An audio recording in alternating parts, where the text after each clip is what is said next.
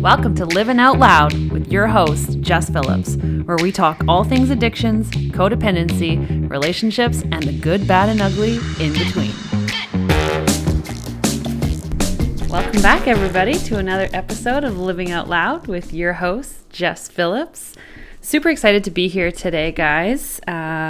I let you know last week all about consistency and how I needed to be more consistent myself. So here we are, 2 weeks in a row, like I said I was going to do.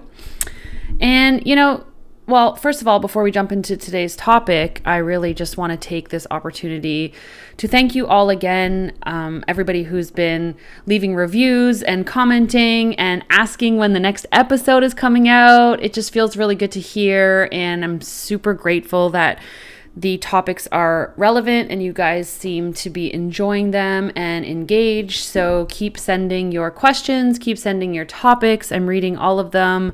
I love them all. They're food for thought. And for any of the ones that I don't feel qualified to talk about, I will do my best to interview and find somebody who specializes in that specific department.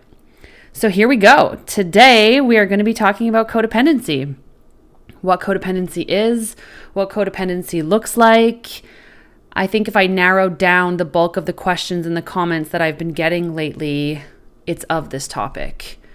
And I think we're starting to hear a lot more about codependency lately, well, more than we ever have before. And one area that I used to hear the word codependency a lot was in recovery communities, rehabs. I kind of assumed that back then it was only somebody who, or most of the time, it was somebody who struggled with addiction that would find themselves in codependent relationships, either actively using or once they got sober. And that made sense to me. You put down one substance and you kind of transfer that addiction onto another. And then comparatively, on the flip side of that would be somebody who's perhaps married to an alcoholic or drug addict or dating them, or maybe a parent who's struggling with a daughter or son that has addiction. I could see the link to codependency there.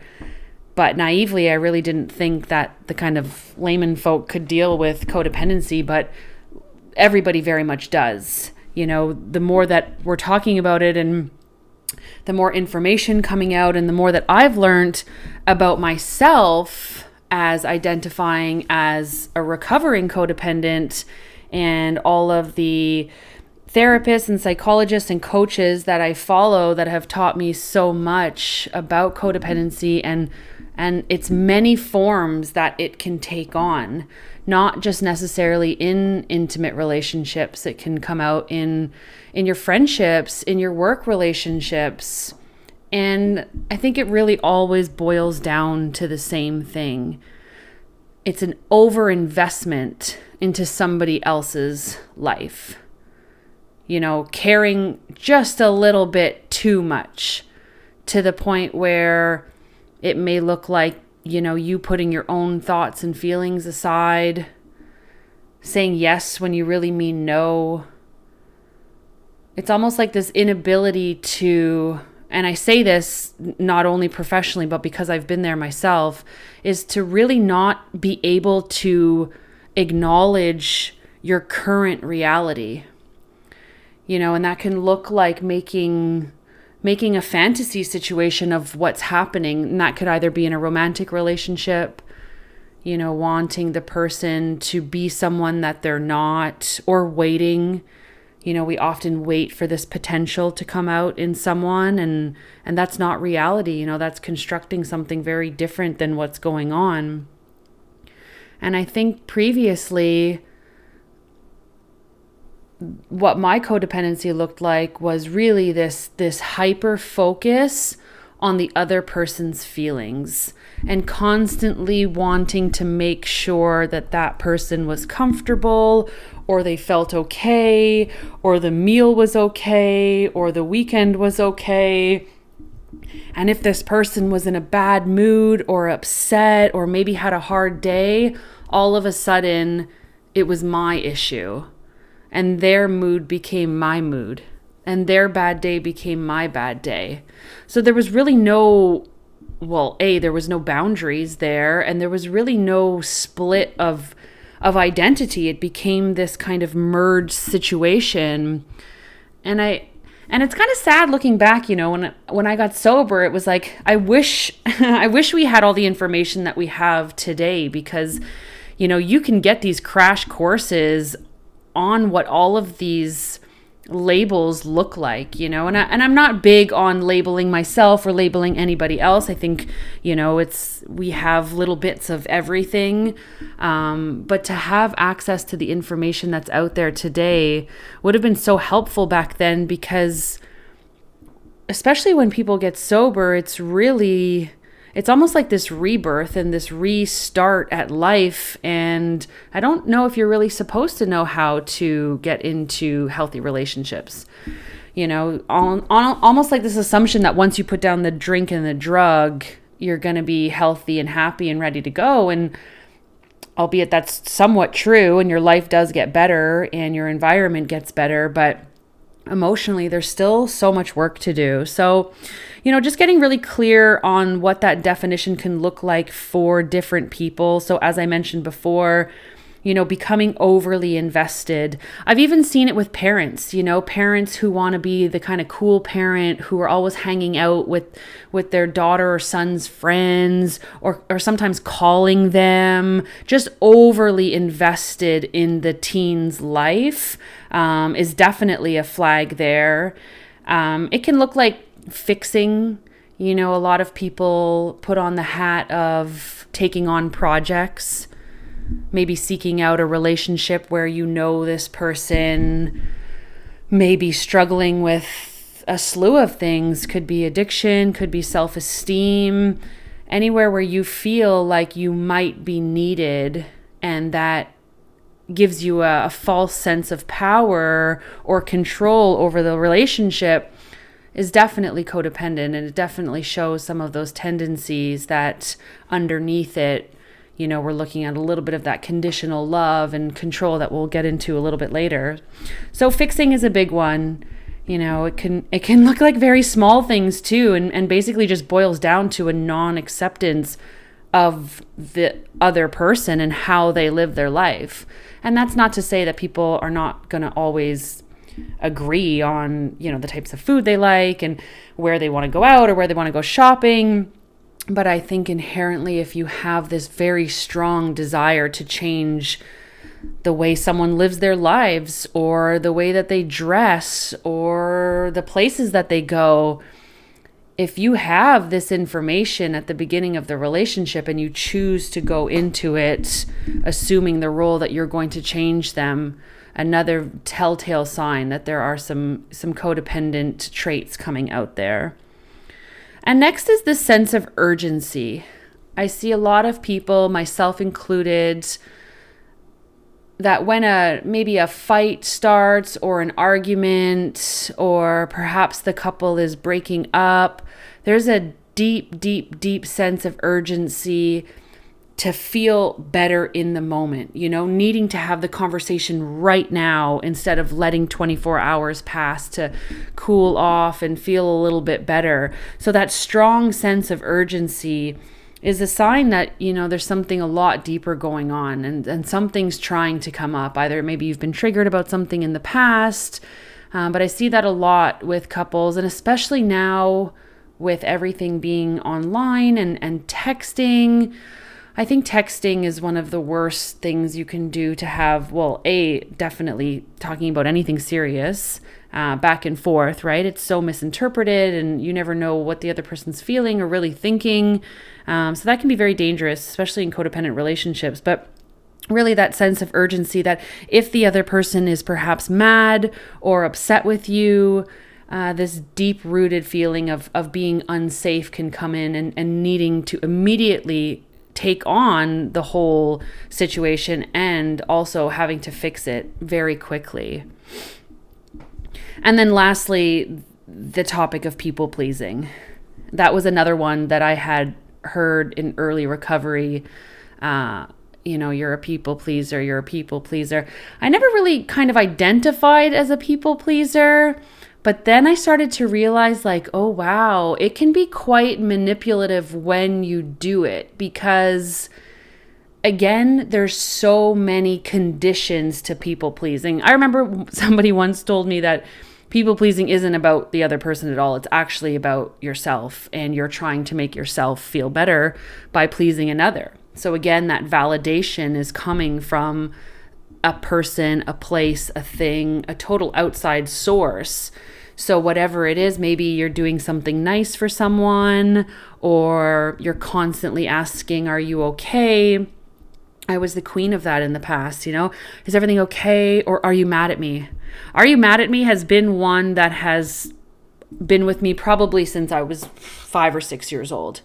Convinced the other people were mad at me, especially if you had an unstable temperament or you were kind of hot and cold.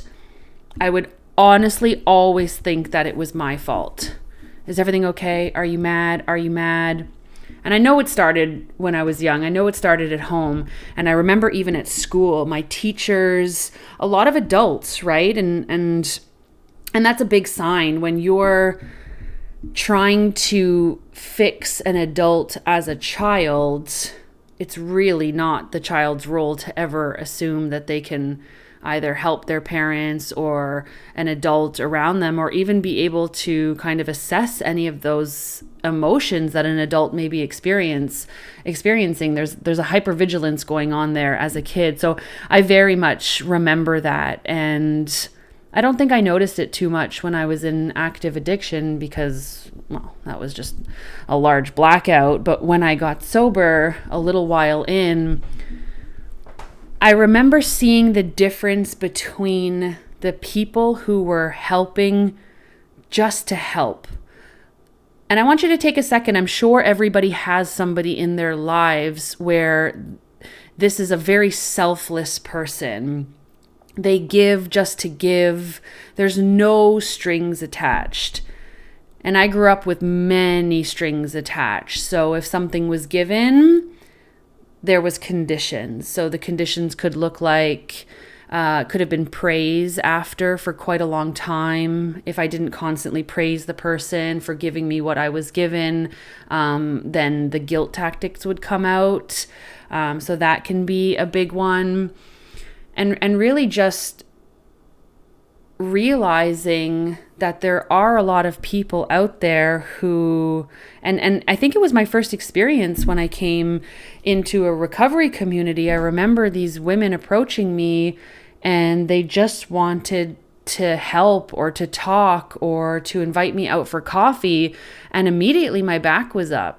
It was kind of like, what's in it for you? Like, what's the motive here? What do you want? Do you want money? Like, what's happening here? But they were really just selfless people. Yes, doing it to ensure the maintenance of their recovery, but really just they were givers, and I have a lot of friends who aren't in recovery as well that are really just, I never feel like they're doing something for me to get something in return. And there's an energy about these people. And it's really interesting because the strongest parallel there is the boundaries.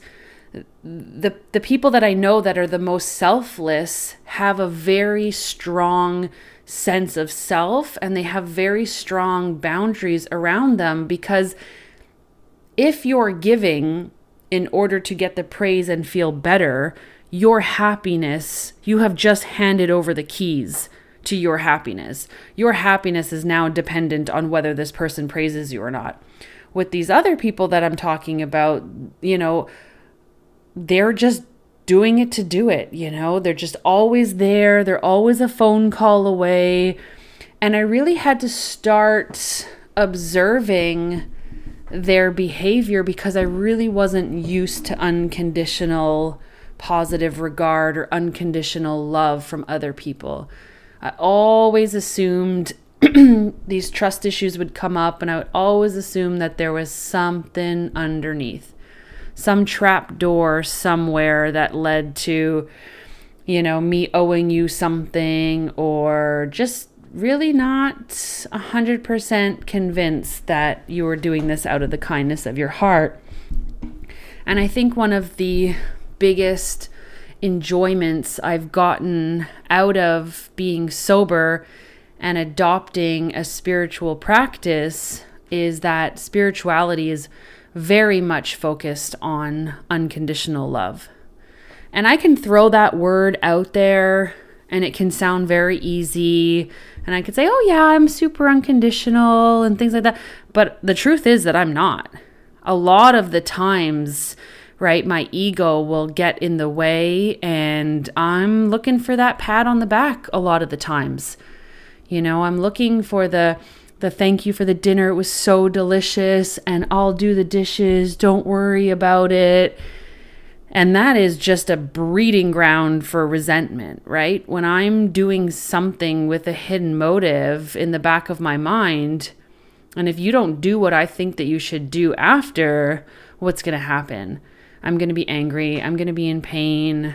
You know, there's a whole web back there that the other person was never aware of. So I had to get very clear on the idea of unconditional love, because that forced me and that propelled me to start to want to develop a sense of self. You know, I didn't want to keep giving over the keys to Jessica Incorporated.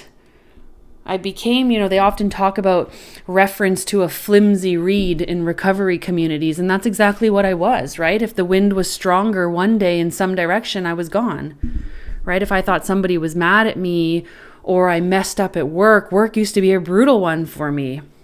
The perfectionism that came out at work was unattainable and not sustainable. And if I were to be making mistakes, or if I wasn't the favorite or the teacher's pet, I would feel pretty shitty about myself. And that's never going to last, right? I'm going to hit the same emotional wall time and time again.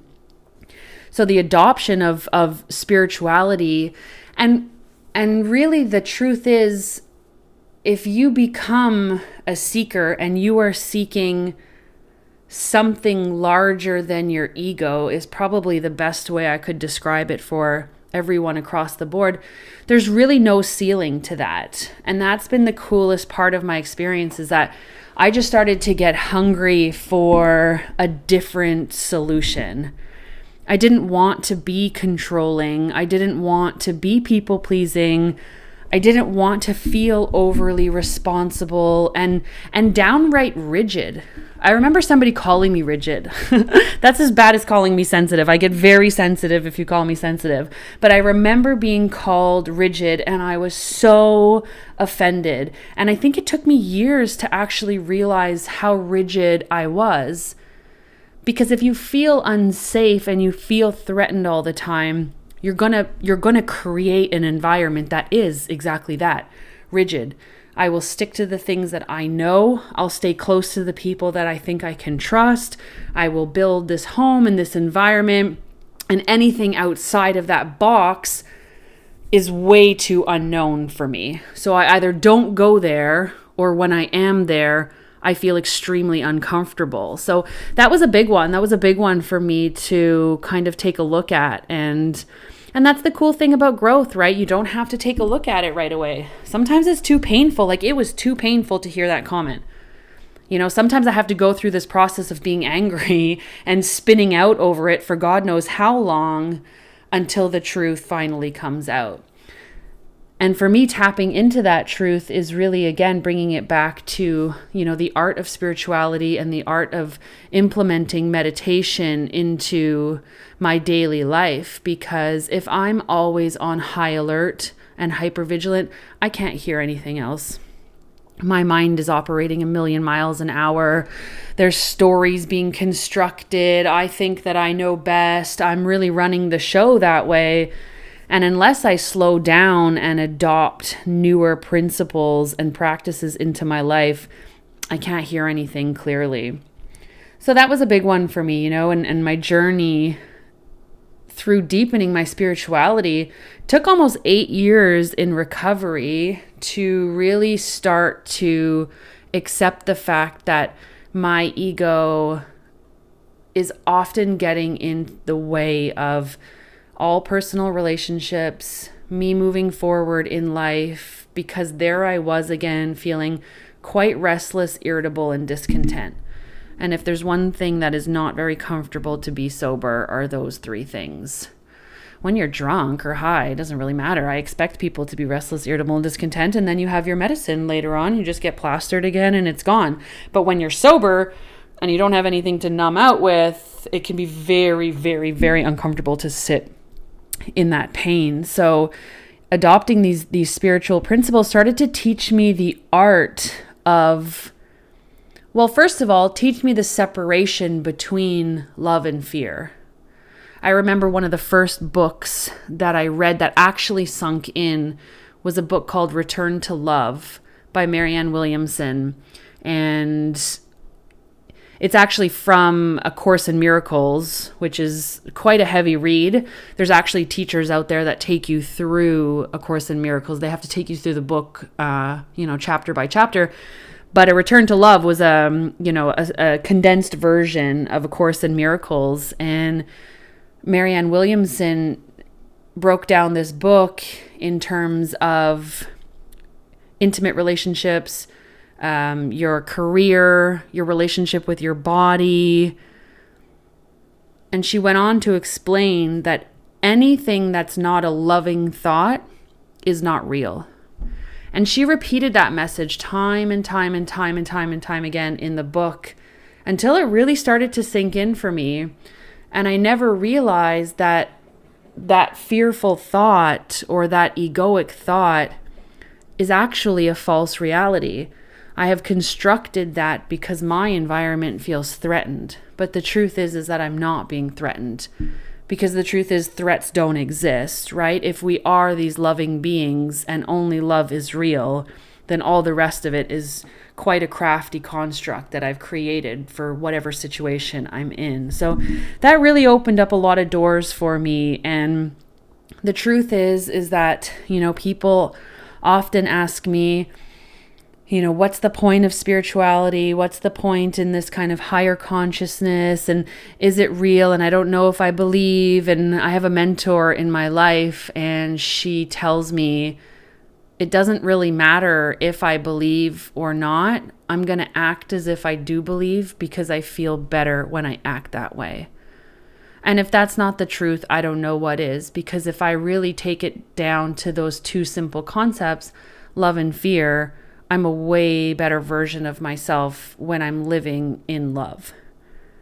I am not a nice person to be around. I'm like a caged animal when I'm fearful. I'm on high alert. I'm going to bite your hand off. Don't come near me. I'm feeling angry for whatever reason.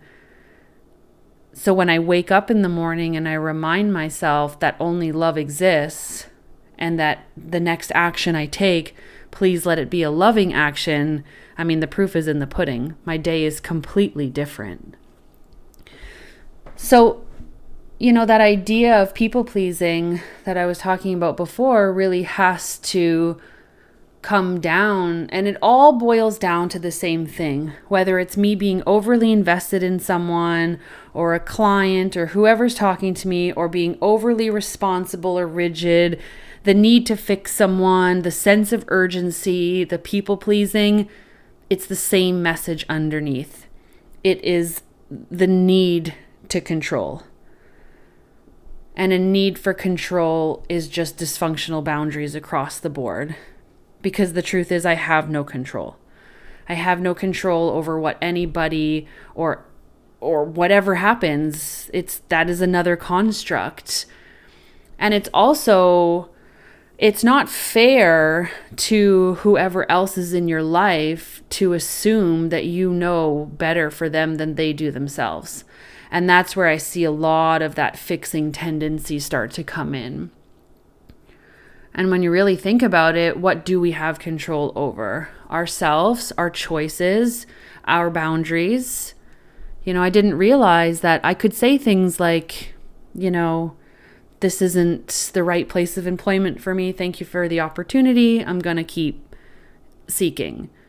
I would stay in these situations because I didn't want to hurt anyone's feelings, or, I thought they did so much for me, so I had to stay. And then what happens, right, is what I talked about earlier, that resentment starts to breed. And really, who am I mad at that point? If I know that this place isn't right for me and I don't leave, I don't play the blame game, but I'm the only one to blame in that situation. If the intuitive thought is telling me to get out and I don't get out, I'm just going to stay there and get more miserable and more miserable and more miserable. And I see it all the time in relationships, especially when someone is married or dating an active drug addict or alcoholic. It can get so difficult, right? And finding that line as to how much you can take as a person and how many broken promises and, they're going to change. Or maybe somebody just jumping right in there and completely enabling their decision to stay sick and to keep drinking and to keep using. And that can get very, very messy, because then we really get unclear about our lane at that point, right? Staying in your own lane, whether it's a physical lane, an emotional lane, that boundary needs to come up where you need to do what you need to do to take care of yourself. Taking care of two people is very, very, very exhausting. So really thinking about that need for control and attaching that to my need to people please, I really wasn't actually as selfless or friendly as I was making myself out to be. There was always an invisible string to the people pleasing. And I think as much as that can be a punch in the gut, right? Like when I was told I was rigid years ago, all of these things, somebody used to tell me, if it hurts, it's the truth. I didn't like that one either. I really didn't like that one, because everything was hurting.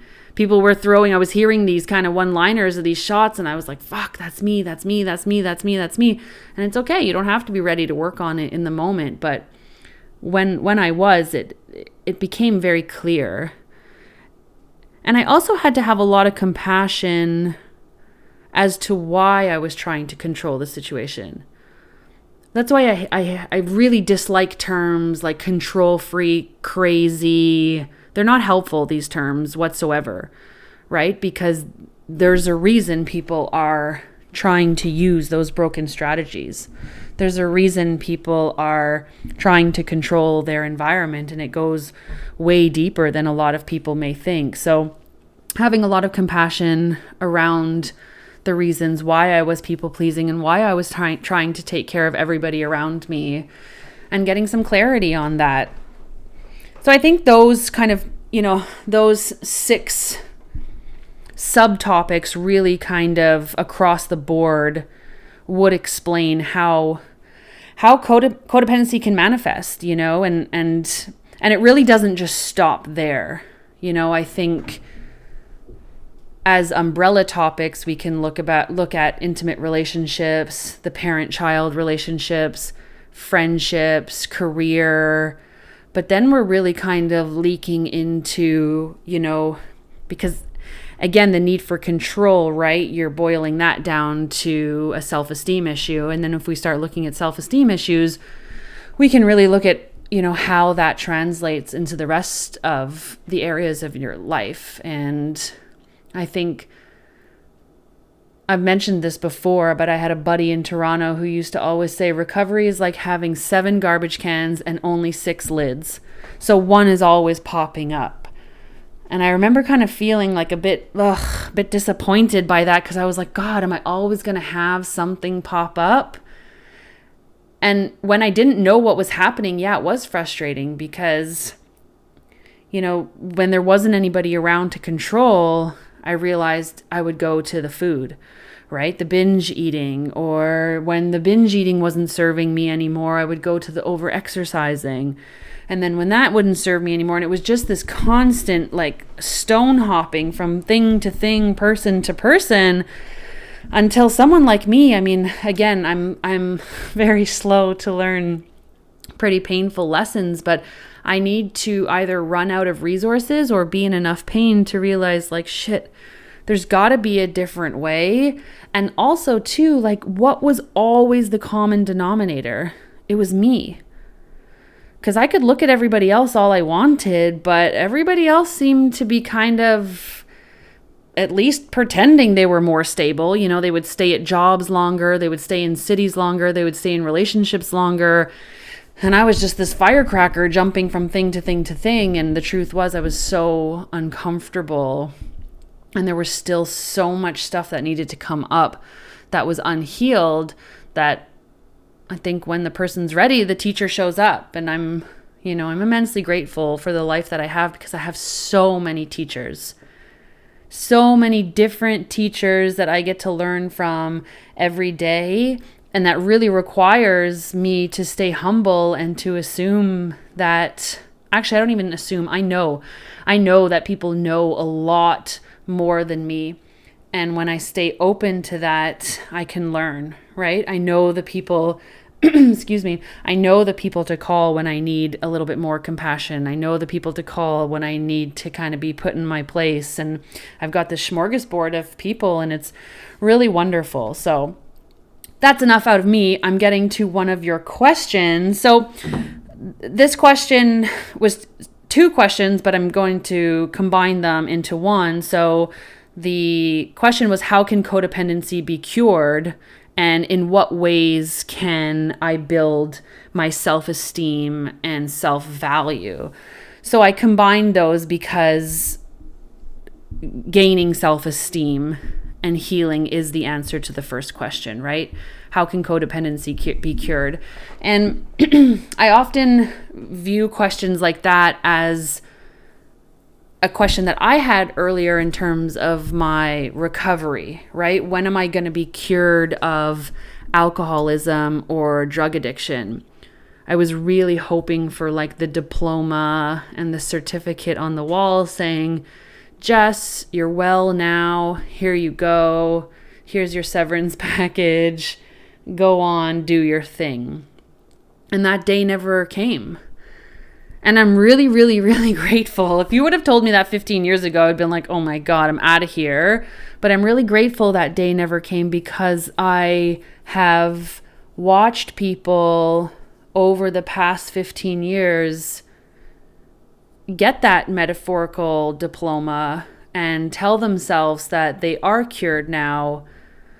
And what happens is, it might not happen in the moment, but I would say from 98%, maybe there's that 1 or 2 magical percentage of people that can go back to drinking regularly and live a happy, healthy life. But to be honest, I would say maybe even close to 99% of the time, it never worked for anybody that I saw.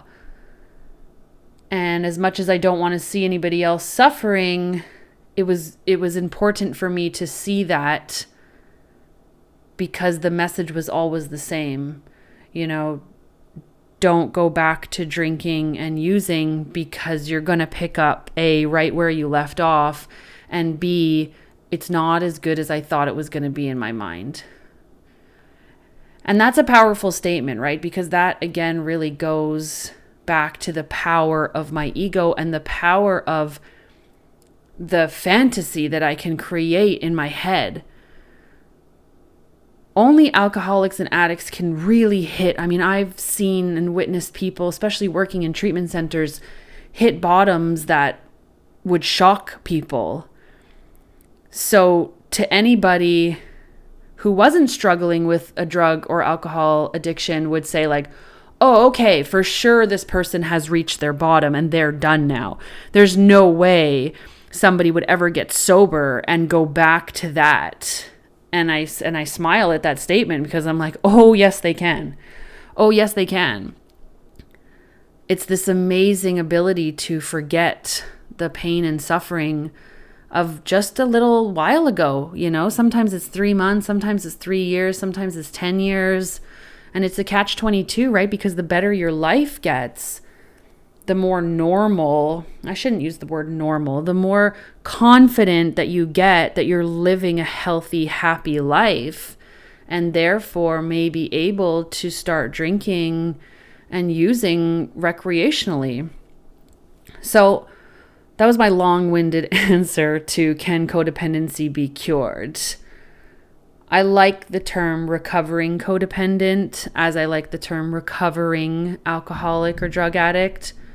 I don't feel recovered because to me, if I'm recovered, then my ego likes that term and it likes to think that maybe I don't need to do the things that I used to do to get sober. And if there's one thing I've learned for sure, it is the small acts of humility and service that I was doing at the very beginning that have helped me maintain and sustain my recovery. So it's something that, and also too, I don't think that spirituality is something that needs to have a finish line either. So if I have been able to adopt this practice of spirituality that doesn't have a ceiling and that I can keep growing with and expanding with, then it's the same for the codependency, right? Like I'm going to learn more about myself each day because each person that comes into my life teaches me something, especially the people that trigger me. I think what can be cured in codependency is, or healed, I should say, are my reactions, right? You go from being extremely reactive as a codependent. You're reactive to everything. Moods, thoughts, feelings, arguments, words said, holding on to certain things for a very long time, right? So what I can be cured or healed of is my reaction to other people. And in the beginning, that looked like literally just shutting my mouth. I didn't know how to heal. I didn't know why I was being triggered. I didn't know why I cared so much. But if there was one impulse control that I learned in the beginning was bite your tongue. Especially when you feel your body just heating up. Or I often reference kind of like a boiling pot of water inside and it's just spilling over. And when I feel that inside, or when I'm interacting with someone who brings that out in me, nothing I'm about to say is going to be definitely not spiritual. It's not going to be helpful. It's not going to be constructive. And to be honest, I don't feel like I'm in my right mind when I'm in that state. I'm not in a higher consciousness. I'm in a three-dimensional world at that point. And again, that animalistic version of me is coming out. I see it the most with people in traffic. Road rage is a very, very, very real thing that's happening, especially with people who are recovering from alcohol and drug abuse. I hear it a lot, getting on the road and driving up to the person who cut you off. And it's like, what are we really looking to achieve in that moment? We're just going to have a stare down with the person. It's all ego, right? It's all ego taking over. And all of this to say is not to become some doormat who just lets anybody talk to you anyway they want. This is not what this is about at all. This is about owning our own triggers and our own feelings and learning to cool down in those moments at first. And until we can realize why that stuff's coming up, it's usually best not to let it out in that person, because whatever you're about to let out, A, is going to be overcharged, and B, the person is probably not going to be able to walk you through what's coming up, unless you're with somebody super fortunate who knows, a lot about thoughts and feelings and emotions and codependency, but normally that's not the case. So I think that would be my first suggestion is, at the beginning, becoming aware, right? Awareness is a superpower. The only time I see people in true danger, or really that I feel fearful that they're not going to be able to grow, are people who are unaware that there is a problem or an issue. That to me is when you get into scary kind of narcissistic territory. So I would think the awareness and even just asking these questions, that is a heightened level of awareness. And it's something inside saying, okay, not only am I ready to look at this, I'm ready for some answers and some, how-tos. So just the question being asked is definitely one of the first steps to healing. So that level of awareness of, figuring out if you're codependent, what your codependency looks like. And if it does look like what I was just describing, that kind of reactivity, taking the appropriate steps, because when we get into self-esteem, it's very hard to feel esteemable after you've just unleashed on somebody. I don't know about any of you, but I've never walked away been like, yeah, maybe for a second. I don't know. Maybe it's a power play for a second and you feel like you got your point across, or you made somebody feel bad or whatever it was. But I don't think in the long run, that is a definite key to building self-esteem. So, learning to bite the tongue.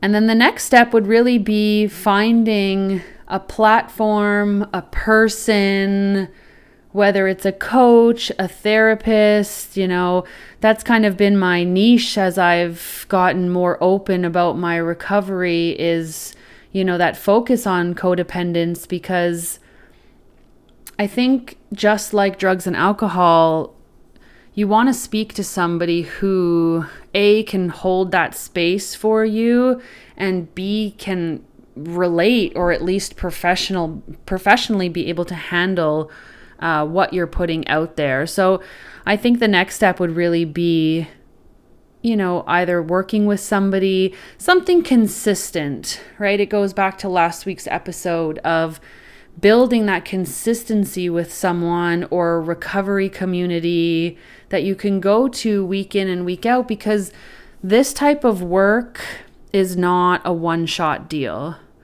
I really wish there was some kind of 30-day detox program I could offer you.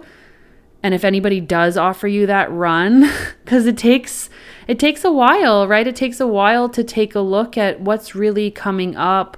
Why is it coming up? Where did it come from? So in the meantime, to at least maintain a level of self-esteem, I think are some skills that you can adopt. And that's what I'll focus on for this question, to keep it as simple as possible. So, can codependency be cured? Yes, I think it can be treated. I think it can be understood. I think it needs to be worked on daily. And I don't think that that's a bad thing. And ways to build self-esteem.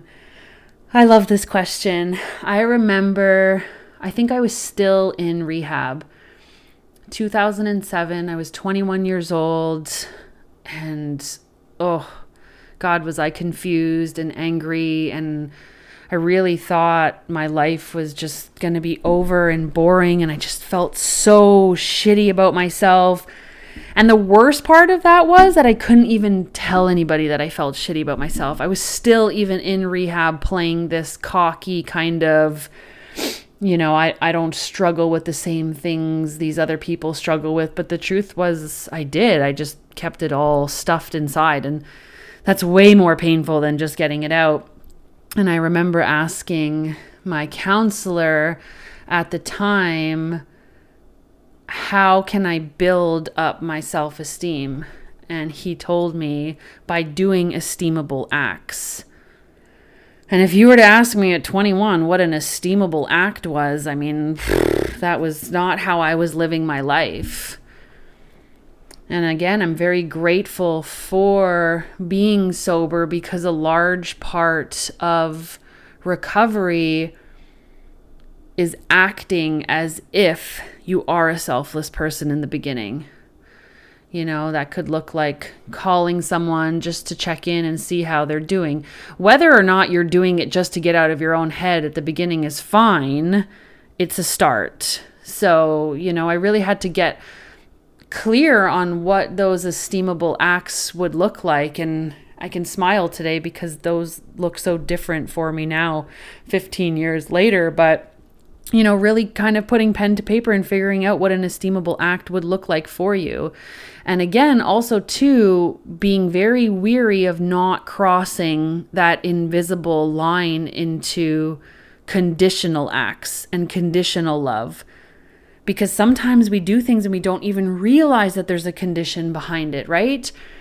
if you've been operating your life a certain way for 45, 50, 60 years, you're not going to all of a sudden become this unconditional lover and a non-people pleaser, right? It's going to take quite a while. So again, going back to that idea of just bringing awareness, bringing compassion to the fact that this is how you have been surviving. I don't think anybody really wants to put conditions on things.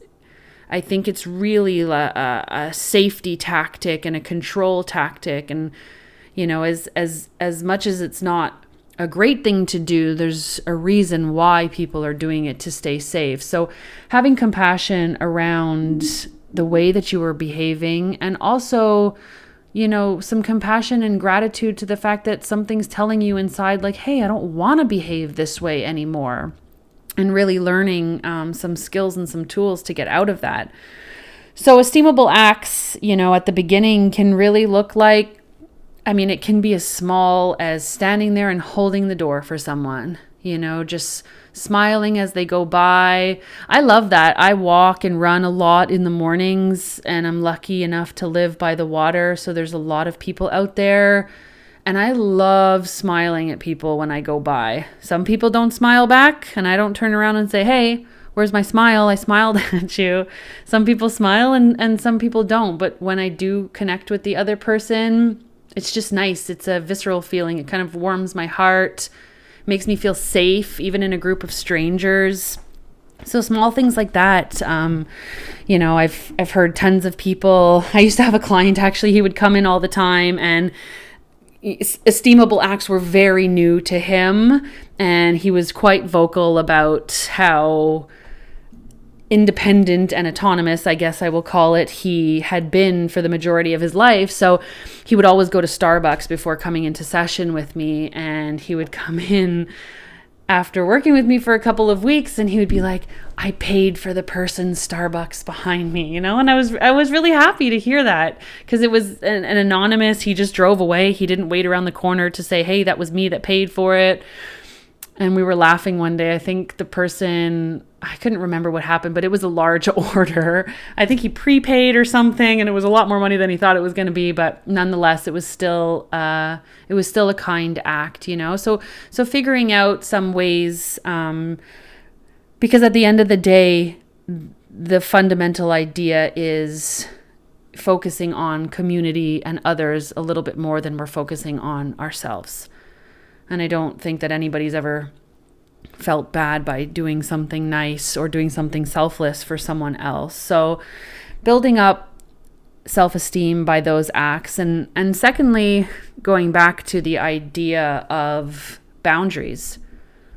What does that even look like? What does a boundary mean? Because if you've been raised in a household with no boundaries, it's very difficult to implement those into your own life. They can actually feel shocking when somebody sets a boundary with you. I remember people who used to set boundaries with me. I used to think that they hated me, or they didn't want to talk to me anymore, or the relationship was over. And that's not what a boundary is. A boundary is actually somebody attempting to save the relationship, or attempting to extend whatever it is that's going on, but in a healthy way. But I really wasn't used to anybody setting a boundary with me. So at the beginning, it can be quite shocking. And getting clear on, what it is that you need. Oftentimes, codependents have no idea what they actually want, sometimes what they feel, what their values are. And that's okay if you're alone and you're ready to do some exploration. But if you're in the dating game and you start dating and you don't have any of that information on yourself, it's going to get messy.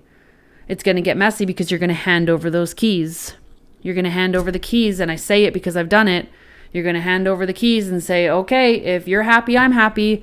If you like soccer, I like soccer. If you like to go to the bar on Friday nights, so do I. And it's like, no, I don't. What am I doing? And I never realized that you're interviewing them as much as they're interviewing you on a first date.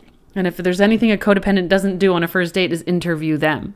They just kind of roll with the punches, and they're just hyper focused on being accepted rather than respected. And that's a big one. Because if you're only looking for acceptance from others, you're going to abandon yourself and your values and your thoughts and your feelings. So knowing some of those boundaries, and again, putting it on paper. I love lists. I don't know if it's just how many thoughts I have in my brain all day long. It gets very jumbled. So putting pen to paper and getting very clear, especially if you're doing this as a pre-exercise to dating, you want to get very clear on your boundaries in a relationship. And it might be boundaries in a friendship. All of a sudden, years can go by with a friend and you might be feeling uncomfortable or used or misunderstood. And sometimes people think it's easier to just keep the peace and not say anything, but that might be a great Band-Aid solution for a while, but the resentment is going to come out. And if the resentment doesn't come out, the relationship just might end abruptly, and that's hard for both parties too. So building self-esteem, getting clear on those boundaries. And if anybody listening is kind of unsure what a boundary can look like, it starts off with the little things, if we're talking about intimate relationships, like, your boundaries on maybe how many calls or text messages you want coming in from the person. A very strong boundary of mine was no physical intimacy. Definitely not on the first couple of dates. Something that I wanted to communicate about and would be talked about together, because what I've seen too, especially in the world of online dating, is like you go on, one coffee date with someone and the other person might have a different boundary and can be expecting that, you're going to kiss on the first date, or you're going to make out, or you're even going to sleep together. We don't know, right? And if we don't state our boundaries and communicate, that can get lost in translation. So, starting off that way and just being confident in standing by what you believe in, I think is a strong boundary. If there's something that I'm really not okay with, if I don't say that, then again, I'm looking at myself in that situation, right? Why didn't I feel comfortable enough to explain that at the beginning? And really, I never realized what a waste of time it actually was, because if I'm not showing up as my authentic self, especially at the beginning of a relationship, what's going to happen? What's going to happen 3, 6, 9 months in is that my authentic self is going to want to come out at some point, and there's going to be a big clash in personality if I've completely abandoned myself at the beginning. So, getting clear, keeping it simple, because I've talked for almost an hour. This was supposed to be 20 minutes. So keeping it very simple to esteemable acts, getting that down on paper. What can that look like? What more can you do? Maybe having a conversation with friends about what esteemable acts means to them. There's tons of stuff that you can, open up to with people, and I love hearing other people's opinions and their values, and because sometimes I'm like, oh man, I didn't even think of that one. So getting clear about those esteemable acts and getting quite clear about the boundaries, because even if your boundary has you feeling lonely or has you staying in one night because you're not okay with whatever anybody else is doing or how late they're staying out or what concert they're going to, it's always better to be lonely than to be in bad company or company that you don't want to be with. And sometimes it's a bit of sacrifice setting those boundaries at the beginning, and also too very uncomfortable. I used to always say yes when I meant no. And then I'd be so resentful when I was doing what I was doing. And when I started to say no, it was not comfortable at all, because again, what comes up?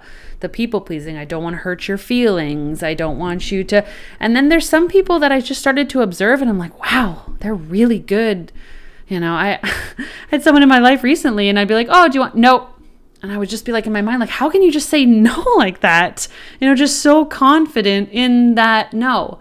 Or I went furniture shopping with someone on the weekend. Do you like this? Nope.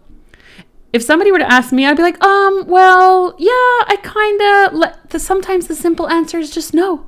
And that's okay, So just keeping in mind too, that starting to set boundaries will feel uncomfortable. But again, like anything else we practice, it will get easier and also more enjoyable over time, because when you set your life with these boundary parameters, the people that are supposed to be in your life will be in your life.